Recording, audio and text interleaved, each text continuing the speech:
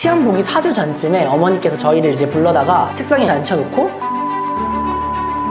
이런 말씀을 하셨거든요. 생각해보면은 부모님이 알려주시지 않으면은 아이들은 방법을 배울 수 있는 곳이 마땅치가 않은 거예요. 그래서 부모님들께서 아이들에게 꼭 알려주셔야 된다.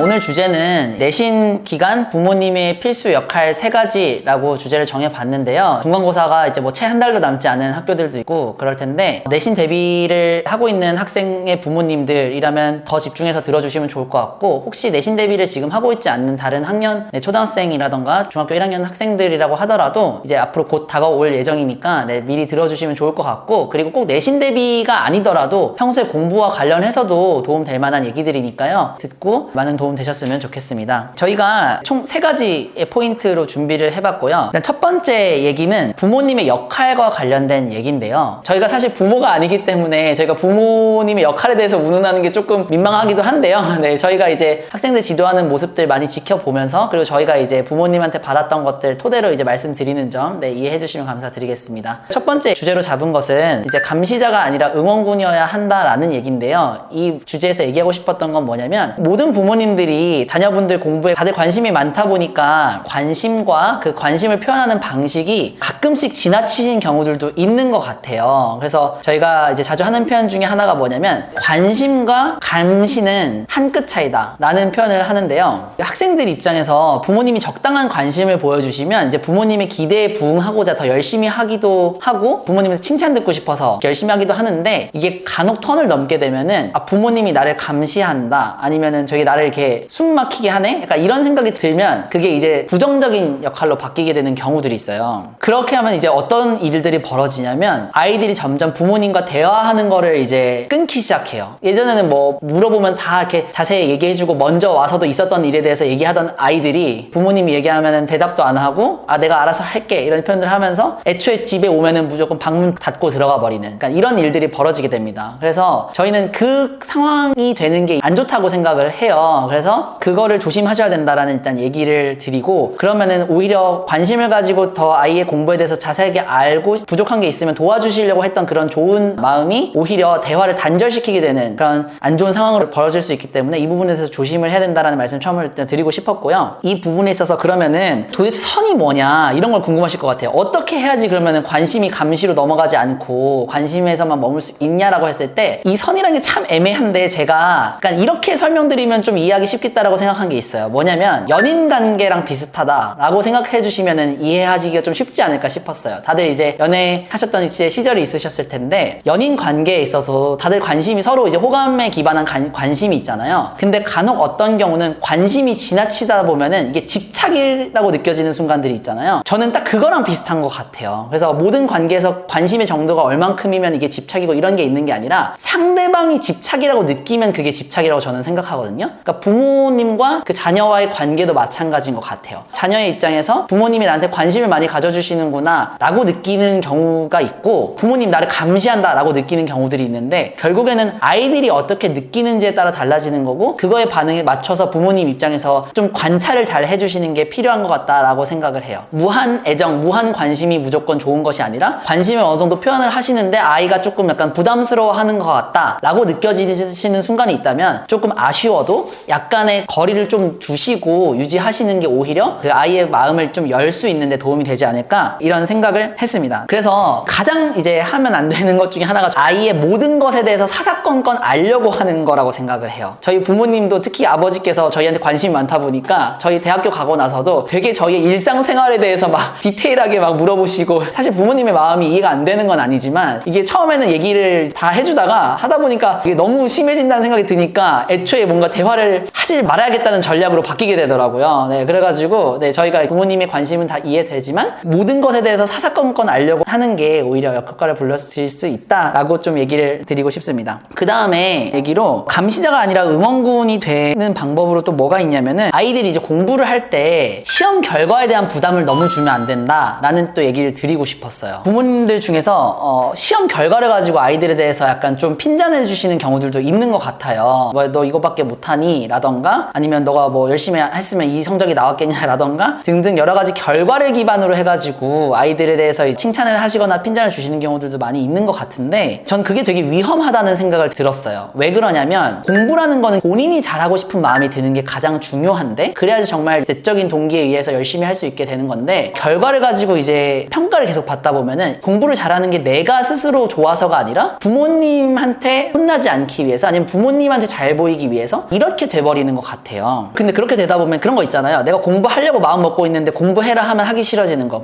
여기 계신 부모님들도 다들 한 번쯤 겪어보셨을 것 같은데요. 그러니까 뭐든지 내가 스스로 하고 싶다는 생각이 들어서 했을 때 정말 진정으로 열심히 할 수 있다고 생각하거든요. 그렇기 때문에 결과는 이미 돌이킬 수 있는 것이 아니잖아요. 그래서 오히려 그 공부하는 과정에 있어서 아이들이 만약에 좀 게으름을 부리거나 나태해지는 모습을 보였을 때 그 부분에 대해서는 질책을 주시고 또 독려해 주시는 것들도 되게 중요하지만 열심히 이미 시간을 보내고 나서 결과가 나왔을 때는 결과가 안 좋았을 경우에 나무라시거나 질책을 하시기보다는 가장 속상한 건 사실 학생들일 거거든요. 시험 잘 보고 싶었는데 못 본 학생들이 속상할 거기 때문에 오히려 위로를 해주시고 다음번에 하면 잘할 수 있다, 실수 반복하지 않으면 된다, 이렇게 얘기를 해주시면 이제 아이들 입장에서도 아, 엄마는 나 시험 결과가 가지고 뭐라 하는 사람이 아니구나, 약간 내 편이네, 이런 생각이 들 것 같아요. 그래서 더욱더 이제 의지하면서 그런 관계로 갈 수 있기 때문에 시험 결과에 대해서 조금 더 부모님들도 마음 편하게 생각하시고 좀 위로해 주실 수 있는 이런 마음을 가지면 어떨까 생각을 했습니다. 저희 어머니께서도 결과를 가지고 뭐라 하셨던 적이 단 한 번도 일단 없어요. 그래가지고 저희가 시험 공부할 때 시험 못 보면 부모님한테 혼나겠다 이런 생각을 해본 적은 단 한 번도 없고 오히려 시험 못 보면 저희가 속상해서 공부 열심히 하게 됐던 것 같고, 시험 기간에 저희가 공부를 하잖아요. 저희는 보통 거실에서 공부를 많이 했거든요. 공부를 하고 있으면 부모님도 옆에 상 가져와가지고 상 펴놓고 이제 항상 책을 읽으셨었어요. 책을 읽으시면서 하다가 저희가 예를 들어 문제 풀고 채점 같은 거 필요하거나 이럴 때 있잖아요. 그럼 채점 도와주시고 도움 필요한 거 있으면 언제든지 얘기해라, 배고프면 간식 가져줄 테니까 얘기해라 하면서 저희한테 너 이거 했어 안 했어 체크하고 막 이렇게 하신 게 아니라 그냥 옆에서 가만히 앉아 계시면서 책을 보셨어요. 그리고 되게 더 대단한 건 뭐냐면 저희가 야행성이어가지고 시험 기간 때 새벽 늦게까지 공부하는 경우들이 되게 많았어요. 그래서 막 새벽 2시, 3시 막 진짜 늦으면 4시까지도 하고 그랬었는데 어머니께서 저희가 공부할 때 새벽 몇 시든지 간에 단 한 번도 먼저 주무신 적이 없으세요. 근데 저희 입장에서는 무슨 생각 들었냐면 아니 우리는 공부 어차피 엄마 때문에 하는 거 아니고 엄마가 보고 있든 안 보고 있든 우리는 어차피 공부하는데 엄마가 힘들게 왜 늦게까지 남아있냐, 그냥 엄마 들어가 자도 된다, 이렇게 얘기를 했거든요. 근데 어머니께서 얘기해 주시는 게 아니 근데 너네들이 이렇게 고생하고 있는데 어떻게 내가 먼저 자냐, 이런 얘기를 하셨어요. 저희가 약간 마음으로 그런 게 느껴졌던 것 같아요. 그러니까 감동을 받으면서 엄마가 이렇게까지 하는데 우리가 잘해야지 라는 생각도 하게 됐던 것 같습니다. 그래서 첫 번째 이제 주제를 마무리할 텐데요. 이게 공감이 되셨을지 모르겠지만 부모님과 이제 그 관계가 그 감시자가 아니라 이제 그런 든든한 응원군, 항상 의지할 수 있는 존재, 나의 조력자가 되면 너무 좋을 것 같다라는 얘기로 첫 번째 주제를 마무리하고 다음 주제로 넘어가겠습니다. 내신 기간에 부모님께서 해주셔야 하는 역할 두 번째 포인트는 뭐냐면요, 내신 대비하는 공부법을 꼭 알려주셔야 한다라는 거예요. 이미 부모님들께서는 다 학창시절 지나시고 성인이 되었기 때문에 여러 가지 공부하는 데 있어서 중요한 방법들을 당연하다는 듯이 알고 계실 수가 있어요. 근데 그게 아이들 입장에서는 당연하지 않은 것들이 상당히 많을 수 있거든요. 왜냐면 시험 대비하는 방법이라는 거는 학교에서 알려주지도 않고요, 학원에서도 그 학원의 과목 공부만 시켜주지 뭐 시험 대비 전략 이런 거에 대해서 제대로 알려주는 것들이 그렇게 많지가 않아요. 그렇기 때문에 생각해보면은 부모님이 알려주시지 않으면은 아이들은 시험 대비하는 방법을 배울 수 있는 곳이 마땅치가 않은 거예요. 그래서 부모님들께서 아이들에게 내신 대비하는 방법에 대해서 꼭 알려주셔야 된다, 이런 말씀을 드리고 싶은데, 어떤 사례가 있었냐면은 제가 초등학교 2학년이었던 걸로 기억을 해요. 근데 그때도 이제 중간고사 기말고사 같은 게 있었어요. 근데 중간고사 이틀 전이었던 걸로 기억해요. 어머니께서 저한테 오시더니 뭐 호영아 너 이틀 뒤에 중간고사 보던데 시험 공부는 좀 했니? 이렇게 물어보시는 거예요. 저는 그때 시험은 그냥 중간에 평가 받는 거지 공부를 하고 나서 봐야 된다는 걸 몰랐거든요. 그래서 아니요 안 했는데요 이랬더니 어머니께서 엄청나게 당황하시면서 시험 볼 때는 원래 배운 범위에 대해서 복습을 하고 시험을 봐야 되는 거다라는 거를 알려주셨거든요. 근데 그때 제가 아 그런 거예요? 하면서 그 다음 시험부터는 공부를 하고 시험을 봤어요. 이거 엄청나게 당연한 건데 어린아이들은 모를 수가 있거든요. 그리고 저희가 이제 중학교 1학년 올라가서 처음으로 어떻게 보면 조금 중요한 중학교 이제 내신 시험을 볼 때 시험 보기 4주 전쯤에 어머니께서 저희를 이제 불러다가 책상에 이렇게 앞에 앉혀놓고 시험 공부하는 계획을 짜야 된다, 이런 말씀을 하셨었거든요. 이제 4주 남았는데 앞으로 한 주마다 뭐 할지를 한번 적어보자 같이. 그래서 각 과목별로 공부해야 될 자료들을 적어놓고 그 다음에 그것들을 언제 할지 이런 것들을 적게 시키셨던 게 기억에 생생하게 나거든요. 근데 그렇게 해가지고 아 시험 공부할 때는 계획을 짜면서 공부를 해야 되는 되는 거구나, 이런 것들을 이제 배우게 됐었어요. 그래서 저희는 그 이후로 계획 세우면서 공부하는 것들이 습관이 돼가지고 엄청 많은 도움을 받았거든요. 근데 이런 것들처럼 뭐 계획 세우면서 공부하는 거 당연히 그래야 되는 거 아니야? 이렇게 생각하실 수도 있지만 아이들 입장에서는 그런 것들이 다 새롭고 당연하지 않은 것들일 수 있다. 그래서 어머니들께서 내신 대비 방법에 대해서 빠삭하게 알고 계신 다음에 아이들한테 잘 얘기해 주시면 좋겠다는 생각이 드는데, 그래서 어떤 것들을 가르쳐 주시면 좋은지 오늘 설명을 드려볼게요. 첫 번째, 어떤 자료들을 공부해야 하는지 알려줘야 한다 인데요. 아이들이 시험 기간이 됐어요. 이제 공부를 해야겠다는 생각이 들어요. 근데 뭐 공부해야 되는 거지? 이런 생각이 들 거예요, 처음 공부하는 친구들 같은 경우에는. 그래서 말씀을 드리면은, 시험 대비를 할 때는 꼭 봐야 하는 필수 자료들이 있고요. 그리고 추가적으로 보면 좋은 자료들이 있습니다. 꼭 봐야 하는 필수 자료들은 뭐냐? 학교에서 주는 자료들은 필수 자료다, 이렇게 생각하시면 돼요. 학교에서 주는 자료 어떤 것들 있죠? 교과서 주죠. 그리고 선생님이 나눠주시는 프린트 있죠. 그리고 선생님이 수업할 때 내용 받아 적었던 노트 필기 있고, 그 다음에 부교재를 쓰는 경우에는 부교재. 이렇게 학교에서 주는 자료들에 대해서는 반드시 마스터를 해야 됩니다. 그래서 이게 제일 첫 번째로 중요한 자료고요. 두 번째로 추가적으로 보면 좋은 자료들은 뭐냐면은 추가적으로 구매하는 것들이에요. 교과서에 대한 자습서,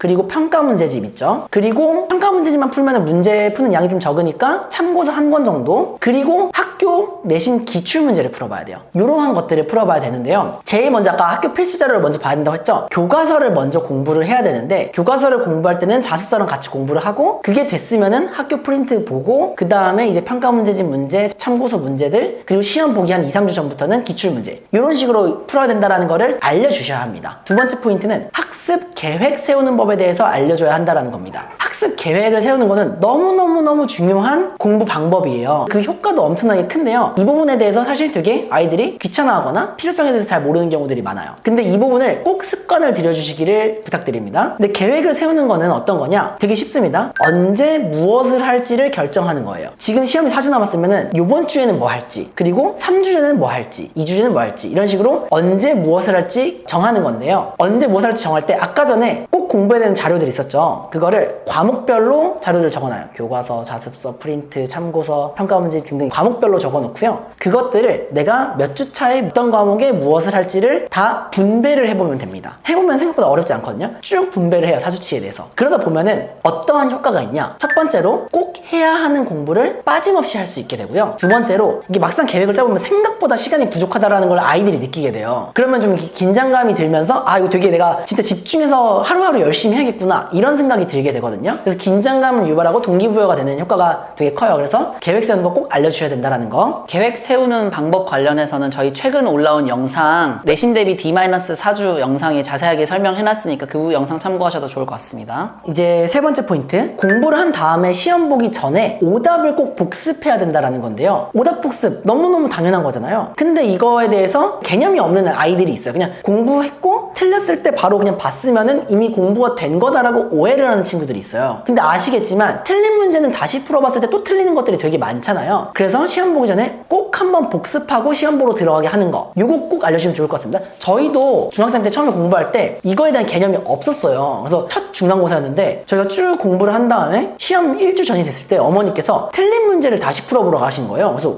이거 오답을 다시 풀어본다고 했던 생각이 나요. 그러니까 생각보다 아이들은 그런 오답 복습에 대한 개념이 없을 수 있기 때문에 그 부분에 대해서 꼭 짚어주시면 좋을 것 같습니다. 그 세 가지 포인트에 대해서 말씀드렸고, 그 외에 자잘자잘한 팁 조금만 말씀드리면은, 시험 보기 전날에는 다음날 시험 공부를 해야 됩니다. 당연한 거잖아요. 근데 중학교 같은 경우에는 이제 시험을 뭐 이틀, 3일, 4일에 걸쳐서 이렇게 나눠서 보잖아요. 그때 다음날 과목이 뭐 수학이랑 과학인데, 근데 막 내가 국어 공부 너무 못해가지고 일단 국어 공부 좀 해야 될 것 같아, 이런 생각을 하면서 다음날 과목이 아닌 다른 과목을 공부하고 있다거나, 이런 친구들을 저희는 학원에 있다 보면 종종 봐요. 절대 그렇게 공부하지 말라고 알려주시고 다음날 과목에만 집중하게끔 하는 거. 그리고 또 되게 잘못된 어떻게 보면 아이들의 버릇 중에서 하나가 뭐냐면은, 시험을 해서 뭐 오늘 3과목을 본다 그러면 1교시 끝나고 2교시 보기 전 쉬는 시간 있고, 2교시 끝나고 3교시 들어가기 전 쉬는 시간 있는데, 그 쉬는 시간에 아이들이 내가 얼만큼 잘 풀었는지 궁금해가지고 다른 아이들이랑 답을 맞춰보는 걸 많이 해요. 절대 그러면 안 된다. 다음 시험 들어가기 전에는 바로 다음 과목 공부를 해야 된다는 거를 꼭 알려주세요. 왜냐면 당연히 그 10분이라도 복습을 한 게 거기서 한 문제 나와가지고 맞히는 경우들이 종종 있거든요. 그래서 한 문제라도 더 맞출 수 있다는 것도 있고, 맞춰봤는데 생각보다 못 봤어요. 그럼 아이들이 멘탈이 흔들려요. 그렇기 때문에 맞춰보는 건 절대 금물이다. 이런 부분들에 대해서 좀 알려주시면 좋을 것 같습니다. 그 외에도 다양한 팁들이 있는데 저희가 지금 내신 대비 영상을 하나하나씩 올려드릴 거거든요. 그래서 그 영상들 참고해 주시면서 더 자세한 시험 대비 방법들 또 알아가시면 좋을 것 같습니다. 마지막 주제는 공부가 잘 진행되고 있는지 점검을 해주자예요. 첫 번째 얘기했던 감시자가 아니라 응원군이 되어야 된다랑 약간 상반되는 얘기처럼 들릴 수 있는데, 그렇다고 막 감시 감독을 하시라는 말씀이 아니라요, 중간에 한 번씩 정말 진행이 잘 되고 있는지 체크를 해주셔야 된다라는 얘기예요. 왜냐면 간혹 이제 부모님들께서 공부는 알아서 하는 거지 라고 생각하셔가지고 믿고 맡기시는 경우들이 있어요. 그런데 그러다 보면 아까 전에 얘기했던 것 같은 당연하게 하고 있을 거라고 생각한 것들을 안 하고 있는 경우들이 있어요, 아이들이. 그래가지고 그런 것들이 없는지를 체크해 주셔야 되는 건데요. 예를 들면 이런 겁니다. 시험을 본다는 것은 과목이 여러 개잖아요. 국, 영, 수, 사과 플러스 뭐 기타 등등 해가지고 여러 개를 보잖아요. 그러면은 공부는 당연히 골고루 다 충분히 많이 되어 있어야 되는 게 맞는 건데, 정말 많은 경우에 아이들이 어떤 경우가 있냐면 자기가 좋아하고 잘하는 과목엔 시간을 엄청 쏟고 정작 자기가 못하는 과목엔 시간을 안 쏟고, 이런 경우들이 되게 많이 볼 수가 있어요. 수학을 잘하고 영어를 못하면 당연히 수학에 시간을 조금 덜 쓰고 영어에 많이 쓰고, 반대로 영어를 잘하고 수학을 못하면 수학에 시간을 많이 써야겠죠. 지극히 상식적인 건데 아이들은 생각보다 자기가 수학을 잘하면 수학을 더 많이 해요. 왜 그러냐면 일단 첫 번째로 본인이 잘하는 과목은 잘하니까 재밌거든요. 재밌으니까 많이 하게 되는 거예요. 그러니까 더 잘하게 되고 이런 선순환 구조가 일어나는데, 못하는 과목 같은 경우는 못하니까 대부분 싫어해요. 못하는 과목을. 그러니까 싫어하니까 재미가 없으니까 더 안 하게 되는 거예요. 더 안 하니까 더 못하게 되고, 이게 악순환이 반복되는 거거든요. 근데 부모님들이 생각보다 이 부분에 있어서 체크를 안 해보시면 이런 선순환과 악순환이 계속 벌어지고 있는 경우들이 많이 있어요. 그래가지고 첫 번째 부모님이 체크해 주셔야 될 부분은 과목별로 치우치지 않게끔 하고 있는지에 대해서 정도 점검을 해주시면 좋고요. 그 다음 두 번째 점검해 주실 포인트는 뭐냐면, 한 과목 내에서도 필수적으로 학습해야 되는 자료가 있고 플러스 알파 자료가 있거든요. 근데 간혹 필수 학습 자료를 하는데 시간을 안 쓰고 플러스 알파 하는데 시간을 많이 쏟고 있는 경우들이 있어요. 학교에서 하는 자료가 가장 중요한데 학교에서 하는 자료는 한 4-5번 이상 봐야 되거든요. 그리고 플러스 알파 자료는 뭐냐, 뭐 예를 들면 학원에서 하는 자료, 이런 것들이에요. 사실은 물론 학원에서 필수 자료를 학습시켜 주기도 합니다만은, 학원에서 나오는 플러스 알파 프린트 이런 것들, 이건 학교 선생님이랑 관련이 없는 거잖아요, 사실은.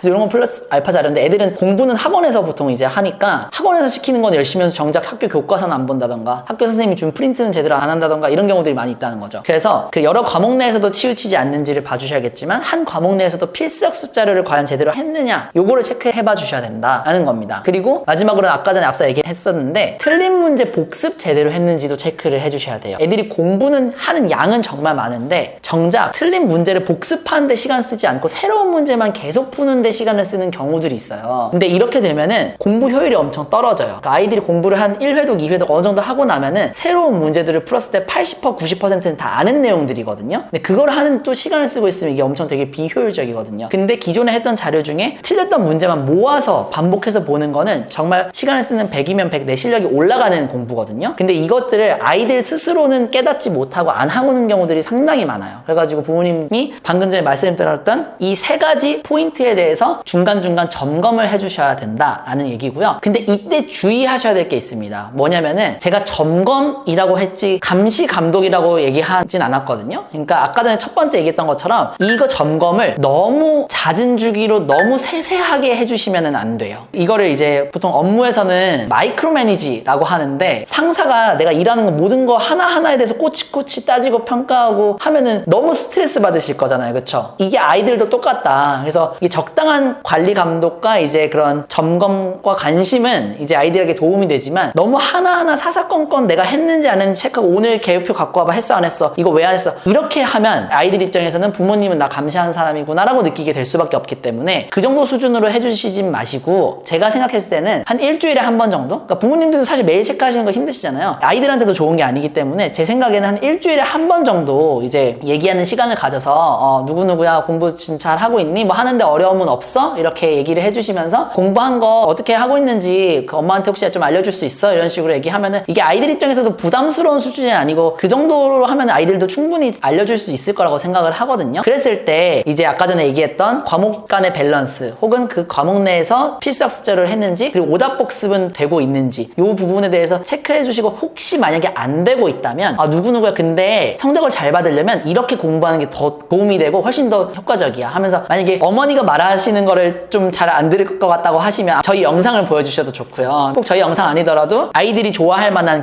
멘토 같은 느낌의 그런 유튜브 하시는 분들도 많이 계시거든요. 그런 분들 영상 보여주시면서 돌려서 얘기해 주시는 것도 도움이 될 것 같고요. 근데 간혹 이제 일주일에 한 번 하는 것도 애들이 너무 싫어해요. 그렇게 느끼시는 경우들도 있을 것 같아요. 그래서 부모님이 직접 해주시기 어려운 경우에 어떻게 하냐라고 했을 때 되게 좋은 팁이, 저는 애들 대부분 학원이나 뭐 과외 같은 거 하고 있는 경우 많잖아요. 아니면 학교일 수도 있고 선생님을 통해서 점검해보는 거. 보내고 있는 학원이 있다고 하면은 너무 자주는 아니더라도 일주일에 한 번이든 2주에 한 번이든 선생님 입장에서 이렇게 막 부담스럽다고 생각하지 않는 정도의 수준으로 해가지고 혹시 뭐 땡땡이 뭐 공부 잘하고 있나요? 뭐 예를 들면 뭐 이런 건 어떠나 이렇게 물어보시면 웬만한 선생님들 다 자세하게 답변해 주실 거거든요. 그래서 직접 아이에게 확인하기 어려운 경우는 선생님을 통해서 대신 확인하시는 것도 도움이 많이 될 수 있을 것 같습니다. 이렇게 저희가 오늘 준비했던 이제 얘기는 마무리하려고 하는데요. 그래서 오늘 주제는 내신 기간에 부모님들이 해주셔야 될 역할이었습니다. 비단 내신 기간뿐만 아니라 이제 공부하는 모든 과정에 있어서 사실 부모님들이 해주셔야 되는 역할이라고도 말씀드릴 수 있을 것 같아요. 그래서 저희가 사실 가장 이상적이고 바람직하다고 생각하는 거는 부모님과 자녀와의 그 관계라고 생각하거든요. 관계가 좋아야 이 길고 힘든 마라톤 여정을 함께 이제 헤쳐나갈 수 있다, 이렇게 생각을 해요. 그래서 이제 오늘의 여러 가지 포인트들 말씀드렸었는데, 이제 가장 힘든 거는 분명히 아이들일 거거든요. 그래서 부모님들께서도 이게 너무 이렇게 아이들을 다그치고